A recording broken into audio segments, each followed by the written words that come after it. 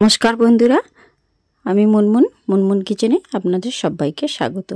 তো আজকে আমি তোমাদের সঙ্গে শেয়ার করছি চিড়ের মধ্যে একটি মাত্র ডিম দিয়ে দুর্দান্ত স্বাদের একটা নাস্তা রেসিপি।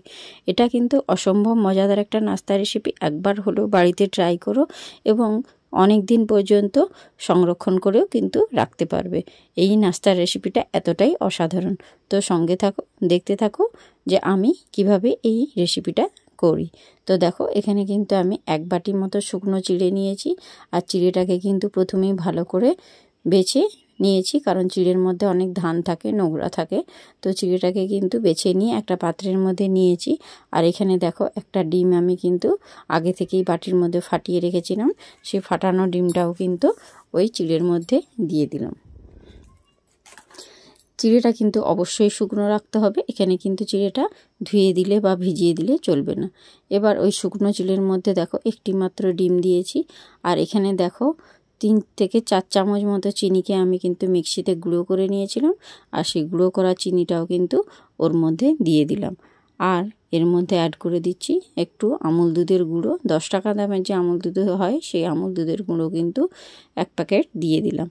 আর এর মধ্যে আমি অ্যাড করে দিচ্ছি সামান্য পরিমাণ লবণ, স্বাদ মতো। তো দেখো, লবণটাও কিন্তু আমি এখানে অ্যাড করে দিলাম। এবারে হাতের সাহায্যে খুব ভালো করে কিন্তু মাখিয়ে নিতে হবে সমস্ত মিশ্রণটা চিড়ের সঙ্গে আমুল দুধ, চিনির গুঁড়ো আর ডিমটাকে দিয়ে ভালো করে কিন্তু এইভাবে মাখিয়ে নিতে হবে। আর যেহেতু চিনি আছে, চিনির গুঁড়োটা কিন্তু আস্তে আস্তে কিন্তু জড়তে শুরু করবে। তখন কিন্তু মাখতে মাখতে চিড়েটা অনেকটাই পরিমাণ কিন্তু আঠালো হয়ে যাবে। তো দেখো, এইভাবে কিন্তু হাতের সাহায্যে খুব ভালো করে কিন্তু মাখিয়ে নিতে হবে।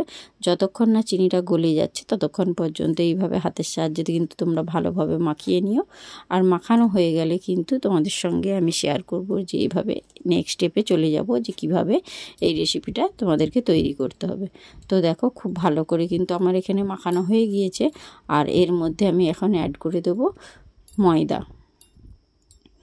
তো ময়দাটা দেওয়ার আগে দেখো একটু জল দিয়ে দিলাম, কারণ জলটা দিয়ে কিন্তু আরেকটু ভালো করে মাখিয়ে নিলাম। কারণ চিড়েটা যেহেতু শুকনো, তার জন্য সামান্য অল্প পরিমাণে একটু জল দিয়েছি। জল দিয়ে মাখিয়ে নিচ্ছি।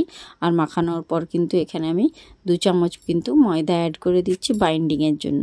তো দেখো, 2 চামচ ময়দাটা দেওয়ার পর কিন্তু আবারও ভালো করে হাতের সাহায্যে কিন্তু মাখিয়ে নিচ্ছি। আর জলটা কিন্তু খুবই কম দিয়েছিলাম, একদম হাফ কাপ মতো আমি ওখানে জল অ্যাড করেছিলাম। বেশি জল কিন্তু অ্যাড করবে না, তাহলে কিন্তু এটা খুব নরম হয়ে যাবে। আর এটা নরম করলে চলবে না, এরকমই কিন্তু শক্ত আর শুকনো রাখতে হবে।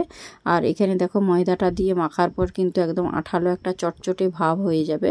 তো এইভাবেই কিন্তু মাখতে থাকো। মাখতে মাখতে কিন্তু একটা সময় দেখবে ডোয়ের আকার হবে।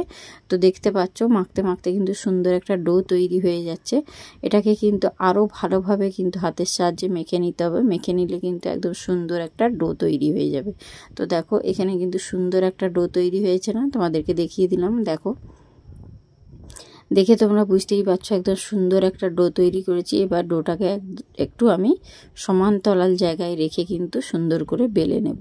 তো দেখো, এই ডোটাকে কিন্তু একটু ময়দার গুঁড়ো ছড়িয়ে দিয়েছি, দিয়ে একটা সমান্তরাল জায়গায় রেখে দিয়েছি। এবং ওপর থেকেও দেখো একটু ময়দার গুঁড়ো ছড়িয়ে দিলাম, যাতে আমার বেলতে কিন্তু খুব সুবিধা হবে। আর সমান্তরাল জায়গায় রেখে একটা বেলুন চাকির সাহায্যে কিন্তু এভাবে বেলে নিচ্ছি। যেভাবে কিন্তু আমরা রুটি বেলি, সেইভাবেই কিন্তু একদম সুন্দর করে বেলে নিচ্ছি। দেখো, বেলাটা তোমরা লক্ষ্য করে একদম সুন্দর গোল করে কিন্তু আমি বেলে নেব। তো অবশ্যই কিন্তু বন্ধুরা, এই নাস্তা রেসিপিটা একবার হলেও ট্রাই করো। চিড়ের মধ্যে ডিম দিয়ে যে এত সুন্দর অসম্ভব মজাদার নাস্তা রেসিপি তৈরি করা যায়, সেটা জানলে কিন্তু তোমরা খুবই অবাক হয়ে যাবে। আর এটা এতটাই মজাদার, খেতে কিন্তু এতটাই টেস্টি, একবার না বানালে কিন্তু তোমরা বুঝতে পারবে না। তো দেখো, এখানে কিন্তু সম্পূর্ণটা আমার বেলা হয়ে গিয়েছে। এবার বেলাটা কিন্তু একটু আমি মোটা সাইজের রেখেছি। আর এবারে এটাকে কিন্তু আমি ছুরির সাহায্যে কিন্তু সুন্দর করে কেটে নেব। আর এই দেখো, ছুরির সাহায্যে কিন্তু সাইডের যে অসমান অংশগুলো আছে সেগুলো কিন্তু আমি কেটে বাদ দিয়ে দিচ্ছি প্রথমে। তো দেখো, অসমান অংশগুলো কেটে বাদ দিয়ে এবার সুন্দর করে কিন্তু চৌকো চৌকো করে পিস পিস করে আমি কেটে নিচ্ছি ছুরির সাহায্যে। তো তোমরা যদি পারো এখানে কিন্তু বরফির শেপও দিতে পারো, সেটা অবশ্যই তোমাদের পছন্দ অনুযায়ী হবে। তো আমি এখানে কিন্তু ছোট ছোট করে কিন্তু চৌকো চৌকো করে কেটে নিচ্ছি পিস পিস করে।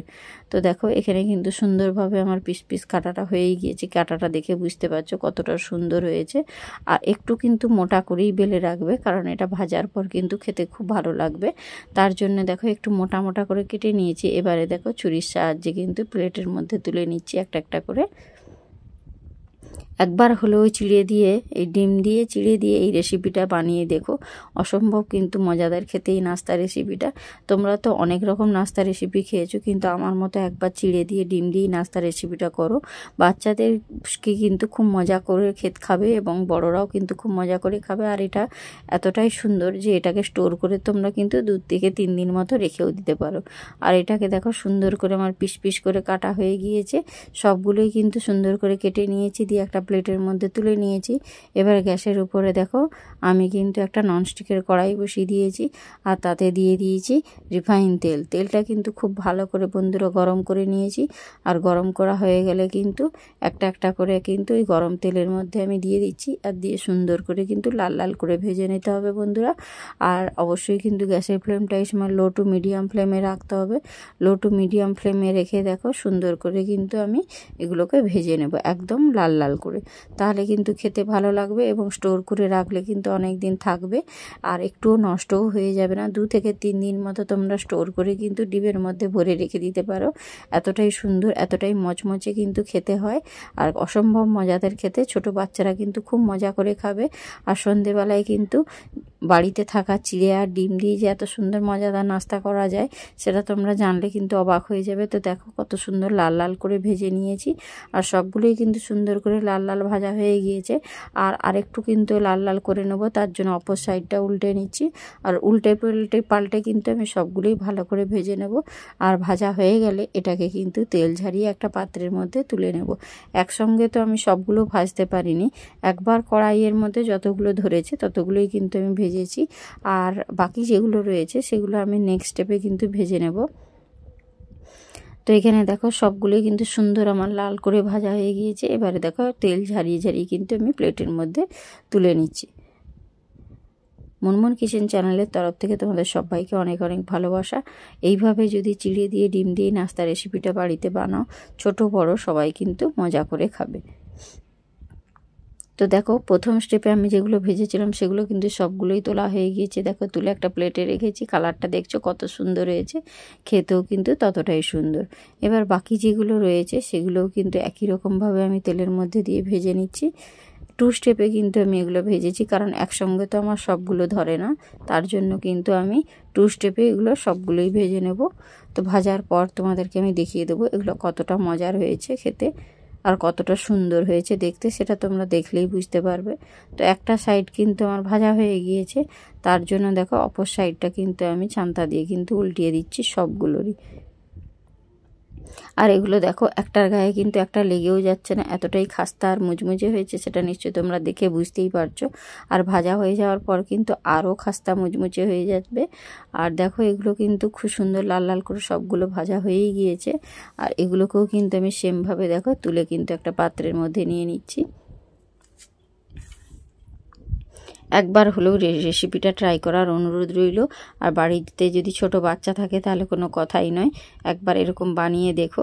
বাচ্চারা কিন্তু বারবার বানানোর রিকোয়েস্ট করবে তোমার কাছে। তো দেখো সম্পূর্ণ নাস্তাগুলো আমার ভাজা হয়ে গিয়েছে। এগুলোকে কিন্তু আমি স্টোর করে রেখে দেবো 2 থেকে 3 দিনের মতো।